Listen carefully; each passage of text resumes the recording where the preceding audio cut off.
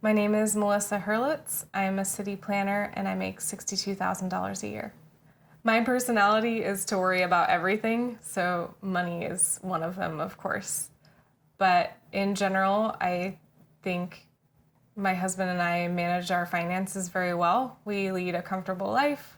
We get to enjoy the things that we want to. We get to go out to dinner, go on vacation, visit our family. So I don't think that we're wanting for much.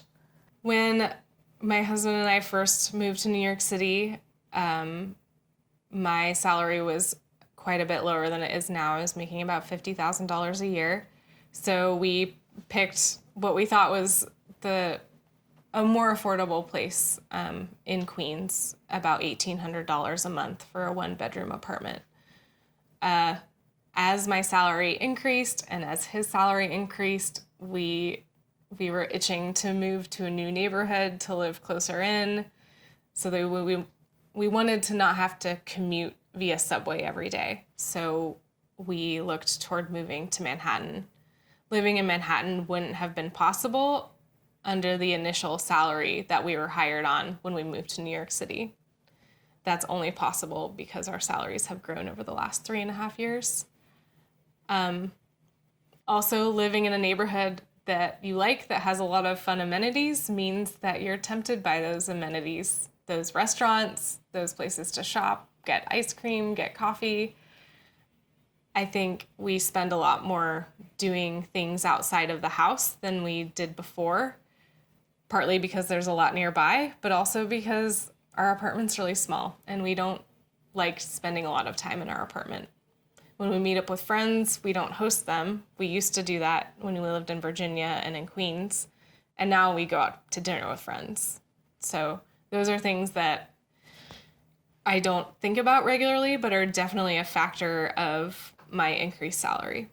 My husband and I have always made decisions together really easily, so it made sense when we got married to combine our income into one bank account rather than keep it separate. We actually found that when we were dating, it was really challenging to keep separate accounts.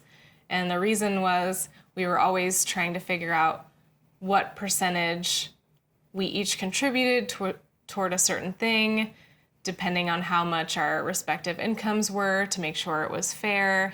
So if I've always actually made less than my husband, so it would be 40% of my paycheck toward rent and then 40% toward this and that. And it actually seemed like more work to keep our finances in separate bank accounts for our purposes. And we knew that we trusted each other to make certain decisions or to spend as we wished and talk about it later. So we were able to work through those kinds of issues really well. Of course, that still comes up regularly. Like, I can't believe you just spent $150 to buy new clothes or something like that. So those are conversations that we will always continually have. But it's really so much easier to have our incomes combined to one bank account to just pay all of our expenses directly from that rather than doing the math every month. My husband tends to be more interested in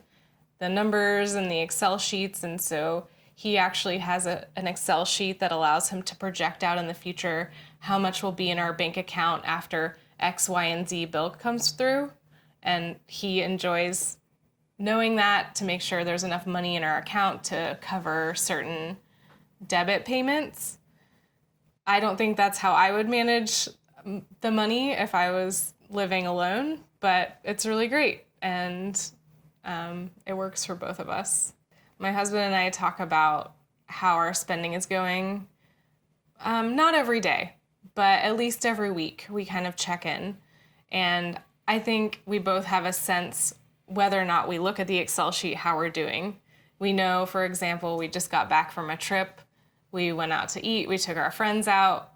We did a lot of fun things that, this month we'll have to be a little lighter on our spending while we're in the city. We both want to retire at a reasonable age, so I think that drives a lot of our decisions. And doing things like taking out contributions toward retirement in a pre-tax system rather than waiting to make that decision after you get your paycheck, that helps me forget about that money. I pretend that that money doesn't even exist when it goes toward our retirement account. Right now, my husband and I have about $100,000 in retirement combined. Our goal is to put as much into that account early on in our careers and maybe slow that down over time. My old job, I worked for the University of Virginia, and they matched my retirement contributions, and I felt that my retirement account grew a lot bigger more quickly when I was working at the University of Virginia because of that supplementary investment on behalf of the university. At my current job, the city does not contribute toward my retirement account. All the money that goes into my 401k is taken directly from my paycheck. I think in the future, of course, I want a job that I enjoy, hopefully working on climate change, hopefully working as a city planner. But another thing I would consider moving forward is, does the employer contribute to your retirement account? Because that can make a world of a difference. I would like to start focusing more on saving for a down payment for a house. I think it would be really great to have that investment secured so that worrying about rent every month doesn't kind of hang over our heads, and instead of saying goodbye to $2,400 a month, we're reinvesting that back in ourselves. And I think that will pay off in the long term when we think about retirement as well. We also have a small savings set aside for both of our nieces. We try to contribute semi-regularly to that fund. So that's not a fund for us, but I'm hopeful that we can do for our nieces what my grandparents did for me. And maybe there will be a little bit of money for them to go to college or for them to have a down payment in the future. So I'm hopeful that we can keep contributing to that as well.